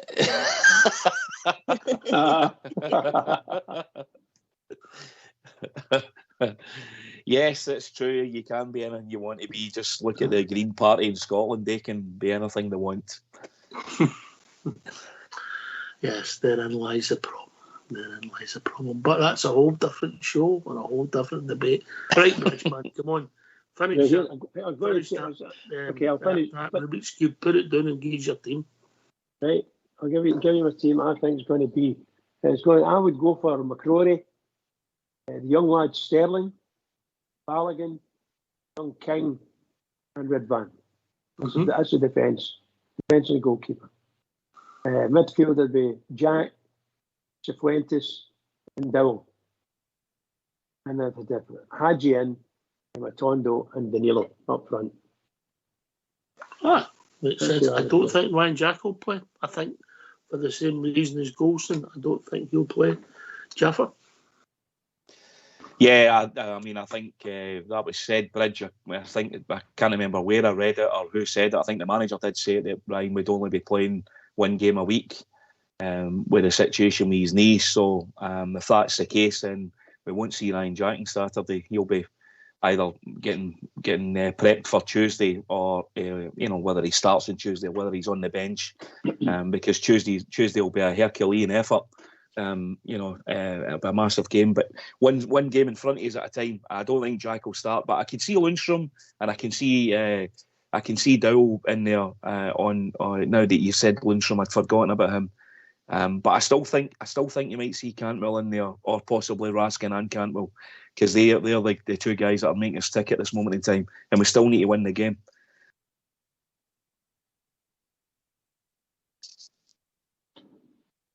And you've also got a responsibility. That's the players that people want to see in it. They're the players that people want to see at the moment. Raskin and Cantwell, they're the ones that's the imagination, floating people's imagination. Cantwell was, as far as I believe, that's the most popular name in the back of the shirt by a distance at the club shop, Linda. Yeah. As we touched on earlier, this could be the first time some people have actually been to Ibrox. Some of the kids, they want to see their favourite players. At the open training day, he couldn't get along the touchline for the amount of people that were wanting autographs. To be fair, they were like that with a lot of the players, but Cantwell seemed to be the favourite ox, so they'll be wanting to see him play. It's a possibility he might be on the bench and maybe bring him on if we need him. But as I said, I just want us to have a strong team. But he'll think that even if he does make some changes, it should be strong enough, with no disrespect to Morton, but to beat them and to beat them well. But we don't want to end up with a performance where it's a cagey 1-0 and we're all on, the nerves again. We just want them to get the job done and then bring even more people off the bench. Maybe one of the youngsters that will come up from the B team maybe get a game as well. Maybe young Bailey Rice will get a game. You never know. Yeah. Why not? But I think you've got to get them in at the right time. Get them in at the right time. I do think Hadji should start, if I'm being honest. I don't think, in some respects, he's the fair crack of the whip when we've watched some of the performances, Jaffa. I would agree with that, Ox. Yeah, I I think Hadji still get. I think he's still got a place at our club. We extended his contract, so I'm a big Hadji fan. I know you for many years there at Oxley, and the jury was out, but he came good, and he came. He started contributing, and when he went out of the team, we all said we missed him. So I think Hadji has still got a part to play. He sees things that other players don't see. He's a clever player. And I would like you. I would probably like to see him getting at least some minutes on Saturday. I suspect you're talking earlier on about width. I suppose that's Matondo and Scott Wright's place. So is it a shout that they may well be either in the team or at least on the bench to come on? Yeah, I'll be interested to see what the team is, and what he's thinking is. I definitely don't think Jack or Golson will start, and I'm interested to see if he does bring back Lundstrom, Linda, yeah? Yeah, I mean, John Lundstrom's another one that's not had a great start to the season, and obviously he had personal issues. I wish him all the best and hope everything's all right, but he's not had a great start to the season either in terms of, the way that he seems to be playing his football, and I don't know if it's down to the position the manager's playing him in or whether it's just him bringing his last season's form into the beginning of this season, Ox. But if he does start, then it's a game that surely to goodness he could, try and make an impact as well. It's going to be like they're going to have a lot of players probably behind the ball as well, Ox. So might not be a lot of room, but let's see some shots at goal, because you never know what can happen. Deflections, you could get a break of the ball, etc. I hope we just don't pass it from side to side and everybody then, the crowd aren't up for the game. You want to get an early goal and be on the front foot as much as you can. But I think that's a good shout for Lundstrom. He might find himself in the starting lineup. Yeah, we've got loads of options, and it's obviously we've got too many players at the moment, Jaffer. We have to get players out the door. Yeah, we do, Ox. Yeah, there's probably we're still a bit top heavy for my liking as well. I mean, I don't know what's going to happen with the Kamara situation, Ox. Whether that's going to be concluded, and if Ben Davies goes. Listen, I think there's still a few others that could probably. I suspect the manager would like to go, but it's that old conundrum, isn't it? It's getting them out the door's the problem, with the kind of money that some of the players are on at our club. So, it would be good to see that trimmed a wee bit more, Ox. There's still a few guys in there that are not going to. They're just not going. They're not at it, and their heart's not in it either. They don't want to be here anymore. So, it's best to say your goodbyes and let them move on.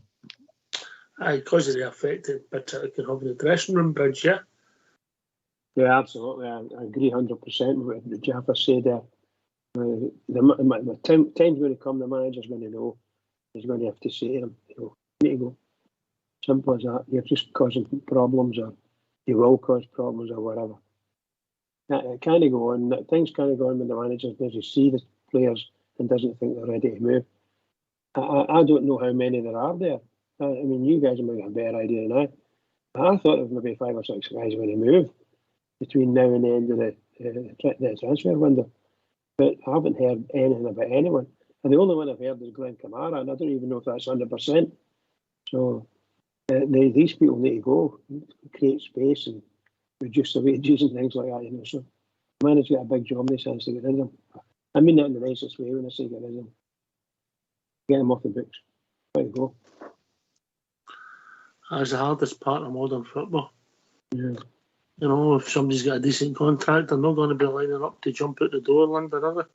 No, and teams have got to want to come in for them as well.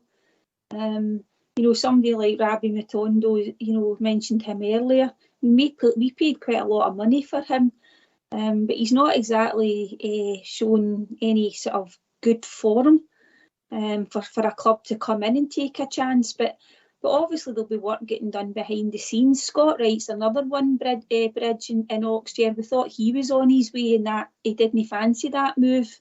I think it kind of fell through at the other end as well. It might have been his wages that he was looking for.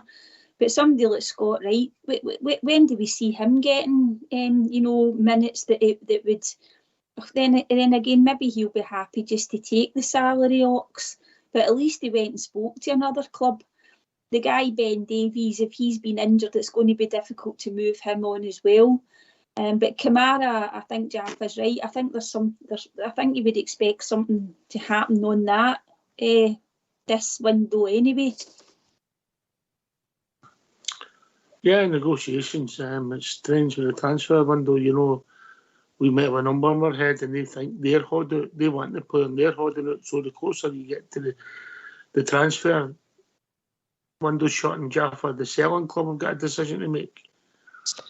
Yeah, that's true, Ox. I suspect there's that at play. I mean, the only, I can't say for absolute verification, but that I heard was that Kamara didn't fancy the Leeds move and would prefer to go to the continent. But that's, and I think the clubs have agreed a fee, but the player's he's got all the power. The player's got to want to go. So as far as I'm understanding, that might be something that's at play with that deal and why it's not went through. But it's, in the case of Scott Wright, Linda, you're correct. I think he went to Turkey and come back with some new teeth. It's a bad pity he never come back with some shooting boots, wasn't it? We might have kept some, though. One thing about Scott going to Turkey, he's not going to get his hair done, is he? Aye. I getting guys at the door, they're reading about a lot of teams all over England as well, trying to move guys on. It's a nightmare. There's some big names as well, because of their contracts are going to be dropping down and they're not going to do it. It's a bizarre industry bridge, isn't it? Yeah, indeed. And I think that, for instance, Stephen Davis is, he's apparently, I heard that he's wanting to come back and start training again, or rather ready to play. He's been doing his training, so he might be back to full fitness. And, Morton would have been an ideal game for him to get in a couple of minutes in, but I don't know how fit he is. It's only what I heard. So if he's going to come back to the team, sorry. He's been travelling about, doing a bit of travelling. He's been all over the place, Stephen. I know he's used the club to get fit. I don't know if that's to come and say bye-bye, testimonial, or try and get an international game in. I don't know, Well, whatever, anyway, I think that's another one. It's still on the books, but it's this impending retire the way I look at it with him, Mm-hmm. He's ready to go. You mentioned Scott Wright and John Lundstrom. John Lundstrom got a better chance of getting some time in to play. But seriously, I just do not see where Scott Wright is going to play in the team. I don't know whether any of you guys think they would get a game. I just can't see it. I just cannot see it. We took a punt. A young Scottish boy who might have a bit of potential. We need Scottish players in. We took a punt. It's not worked out, Jaffa. I don't have a problem with it, Well, it was a free, wasn't it? So there was no transfer fee as such. And I can't, again, I'm not trying to be disrespectful to Scott right here, but I don't know what the young fella's on, but I don't think he's on a high wage as such because he came from Aberdeen. But irrespective, he's still picking up a wage. But it embers. It showed wee glimpses that he was going to contribute and he was going to be a player for Rangers. He scored a great goal in the Scottish Cup final. He played in a Europa League final. But the way the team is now and the squad being as bloated as it is, he's not going to get in. He's not going to get much game time in there. It would be in his best interest to go. And if it was game time he wants, he'd be as well try to get himself a championship club. And again, I'm going to be honest, I'm not sure Scott Wright's at championship level. I watched a couple of championship games last week. And some of the teams down there are really, they're well equipped. Some cracking players in some of the teams. That's not the league it used to be 10 years ago or even 5 years ago. The Championship, there's some cracking teams in it. I don't know, maybe Scott might be further down the food chain a wee bit. But again, also going talking about other players, I mean, I don't know about the rest of the guys, girls on the panel here would think, but I would let Lundstrom go if we got an offer for him. I would be quite happy to sell John Lundstrom. I don't think you're alone in that, right? It's the last bit of the show. Come and join us. Come on, get some callers in, some fresh blood. Let's hear from you. Why don't you give us a call on 0141 356 1972. It's your show, it's your platform. Let's hear from you.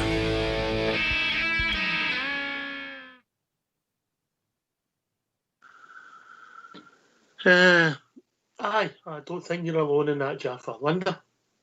No, I would agree with Jaffa. I think if he's in the last year of his contract, isn't he? I don't know, might be wrong, but I wouldn't have thought that we would be looking to extend his contract. But you never know what would happen this year. But if you got an offer for him, maybe for him to go back down south, you would maybe take it, Ox, on the basis that if we're not thinking about opening contract talks with him, you wouldn't maybe want him to walk out the door for free. But if he does that, then you would just thank him for his services and he goes. But certainly, I think I'm with Jaffa. I think he might struggle to get into the team, and maybe it would be best all round if he did leave, and if we got a reasonably good fee for him, you would just you would maybe take it. Interesting, Bridge. Yeah, indeed. There's a whole conundrum of players that need to move. Other players that we want in, I would imagine, although I haven't heard very much about anybody. I just want them to bring in somebody really big and strong, and obviously can play football. But I don't want to bring in small guys and then you put them in the centre half and things like that. Just know there. You know what I like. You know the type of player I like. So if we go for two of them, then we can't go far wrong. Two centre halves, Mr. Beale. 2 centre halves, 6'6", 2 centre halves. Colours. I don't know if that'll happen, Bridge, because of the way you play the ball. I'll be waiting for 6 years for it. You've got to be comfortable on the ball. Now, the centre halves touch the ball more than they've ever done. You've been knackered now, Bridge. You know what I mean? Oh, goodness sake, yeah. It's true. And, I heard a wee story. I don't know how true. Anybody else maybe heard it. Somebody was saying that Rangers were asking about Suter's brother, who's 6'7" or something like that. So I don't know how true that is, I don't think he's getting a game with Leicester. He's not in the squad, so it could be. It could be. That's where you then get the speculation, Linda. 2-2. That's right, Ox. Just with I think Michael Beale was asked about it, and he said it was maybe a bit of a lazy association, I think was what he said. But I think that's what he said, Bridge. But the thing about that is obviously if it was a loan deal, we would be meeting a part of his wages because he must be on a fair whack. He's an Australian international, isn't he, Ox? He opted to play for Australia, is that right? Apparently he's a good player. I haven't really seen an awful lot of him, but obviously because his brother's here, that association's there. But as Jaffa said earlier, we've been linked with a few names, haven't we? We'll just need to wait and see what's happening in the background. There's not that long left, just the transfer window, but I agree with Bridge. In terms of the centre-back position, it's definitely something that I think they'll be looking to fill. Maybe a lone player is what we'll bring in, Ox. Yeah, we'll see. I think it'll depend who goes out the door and obviously what can happen in the next 10 days, maybe 12 days with this European tie. What will happen, and your business plan could change slightly, Jaffa, yeah? Yeah, I think that's probably what the manager's game plan is, Ox. I suspect that's where we are at this moment in time. I mean, what we got left of it? About 2 weeks or something in the window before it closes. So, yeah, and things are always, the goalposts are always moved at the last minute. Because you said earlier, clubs would just their asking price, and I suspect there's a wee bit of that going on with the Glenn Kamara situation. In fact, I'm sure of that's the case. But and go back to the Harry Souttar one, Ox. I mean, I think he's a decent player, and I would bite your hand off for him to take him through even on loan to us. But we certainly won't be signing him. That's for sure. I think they paid about 16 million for him, and he's I think he's on about 40 or 50 grand a week. So. We wouldn't be able to afford that, but we might be able to afford to tease him in loan. And if he's not getting a game, it probably suits all parties. And if the fella wants back up the road, that would be good if he can force it through. But all that power lies in the players' hands, Ox. If they want that to happen, they'll make it happen. Yes. And the Scottish coefficient gets a boost tonight. I'll leave it with that. Let people work that out for themselves. It'll be interesting to see. I don't know if we'll be signing a centre-half to maybe people go to the door. I get your rationale, Bridge, that we're maybe one short. Because what we got, Balogun, Souttar, and at this moment in time, a guy coming back for a long-term injury, and Connor Golson, Leon King is cover. It ain't a lot to get you through a whole season, eh? Right, it's not. Absolutely right. I just want Rangers to be the best at whatever we do. Go and buy whatever we do. The John Souttar, I'm no dead sure of the guy either. I saw him playing for Australia on a television. I saw some games when he played for Australia, and he was excellent. Really good, and probably I was very surprised that we had taken our boy Souttar. It's no John Souttar, is it? What's the boy's name? Harry Souttar. So I thought he looked really good, and he did stand out, not just for his height, but for the amount of play he had. And I'm really surprised that he can't get into the Leicester team. And it depends whereabouts in the position. Is he going to be third or fourth choice? And if that's the case, Leicester will need to swallow their pride, because they ain't going to sell him. Nobody will buy him. Just nobody will buy him. He'll sit there and rot. But as you say, he's on a good contract, so there has to be give. If he's going to have to come to Rangers, or he's going to come to Rangers, it's going to have to be a lot less than that. Their asking price need to be a quarter of what they're asking, just to get him off the books. And he's going to have to half his wages, at least half his wages. Yeah, that's the madness of the EPL, and that's getting dwarfed now, Jaffa. Yeah. Oh. I mean, that's true, Ox. I mean, some of those salaries that are getting bandied about with some of these European players that are going over to Saudi is just incredible. I mean, it's staggering, to be honest with you. Some of the players are getting paid, it's just mental. And the thing is, Ox, I'm not saying I've ever seen this before. I don't think any of us have seen the kind of numbers that's coming out of that country and what they're paying players and what they're paying in transfer fees. But the reality of that is that won't last. That bubble will burst. That's my humble opinion of it. I don't think it'll. If it does, you can be talking 10 years before it actually materialises. But and I don't think football's got that kind of lifespan on it. And the early embers is something to create it, because they're trying to create a market. And the EPL will bounce back because of its history and its rich history. Not just the EPL, Bundesliga, Serie A, all the big European leagues, the Spanish league, the Dutch league, and even the Belgium league, and the teams that are there in countries like ourselves that are in the periphery of it, the sort of second tier leagues. I think they'll always all bounce back because of the history. Yeah, but for modern marketing, Jeff, if you're getting all the best players going there, you start getting guys in their prime. The guys at the end of their career going for one last payday. It's just a big game changer, mate. Yeah, I see that, and if that is the case, Ox, and that materialises and that happens, then of course, aye. But it's whether that will happen or not, isn't it? Is the league even big enough? Is there a back? Is there enough advertising? Do the advertisers want to go there? The sportswear companies and all the rest of it. That remains to be seen, doesn't it? Yeah, but if you're getting massive global TV audiences because the stars are playing, mate, as mad as it sounds, as mad as it sounds.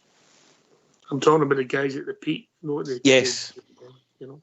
Yeah, no, I and I think it's a very valid point, Ox. I mean, it's certainly a game changer. I get that, but whether it ends up being that way, forever, is the jury's out on that one. A question for the threes asked it last night. How big a result was it on Tuesday night for the manager, Linda Bridge?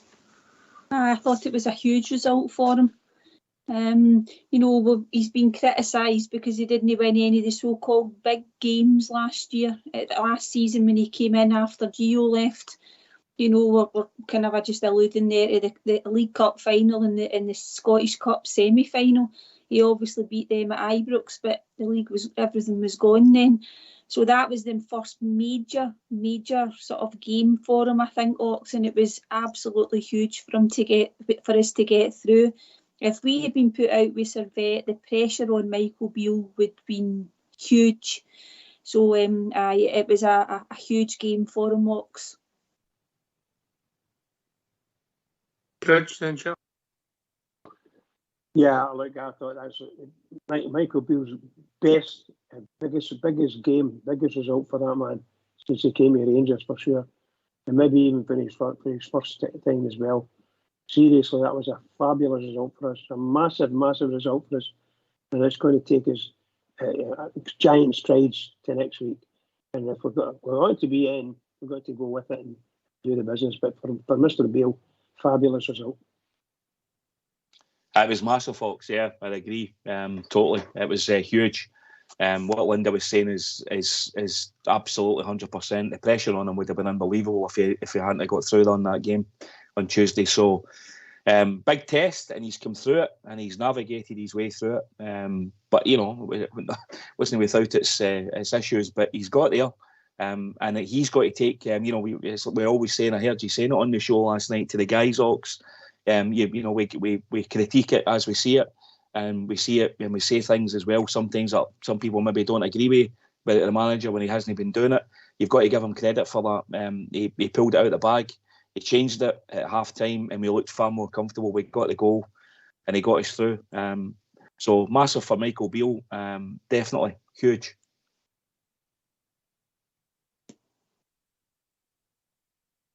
It's interesting. Momentum's a big thing, and if we can win these next, what have we got? 1, 2, 3, 4, 5 games to the international break. That right, Linda? Am I right? Yeah, that's right. You're right, Ox. If we can just win these 5 games, or maybe draw one of the ties and get through, I don't mean the Morton one, and the momentum starts. The pendulum swing, the mood gets more positive. Players get more confident. Momentum's a massive thing if you get it right. Yeah, definitely, Ox. If we could do that, I think it would be a fantastic achievement, particularly when he's brought in a whole load of new players as well.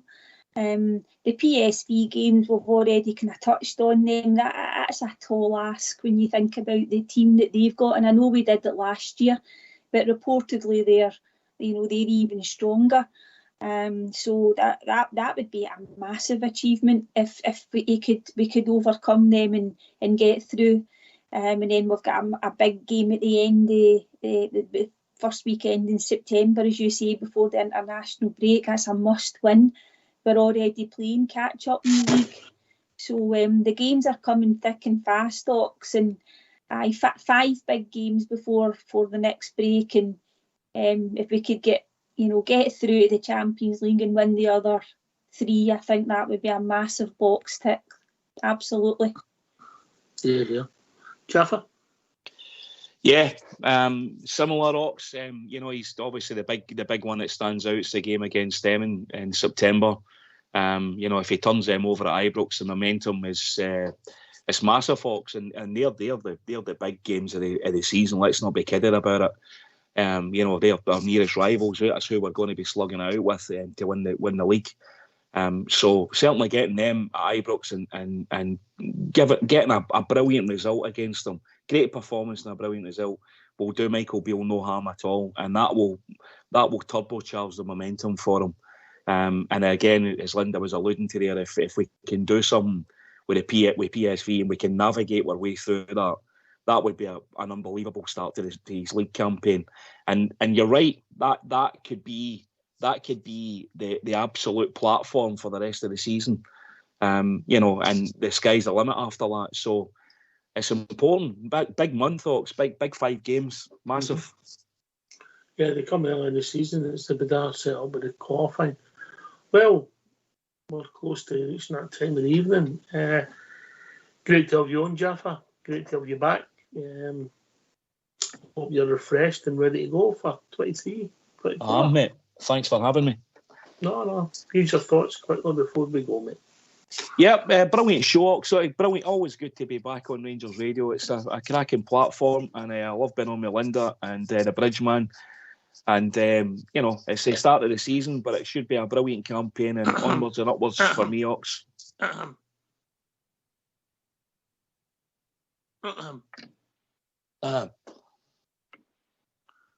Linda, Bridgeman, and Linda, Bridgeman, and Ox. Thank you. What feelings there, Linda? Sorry, mate. I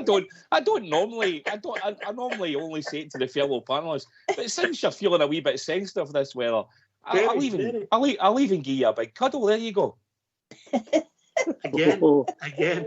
Oh, Imagine if you ignored them twice. Oh, wow.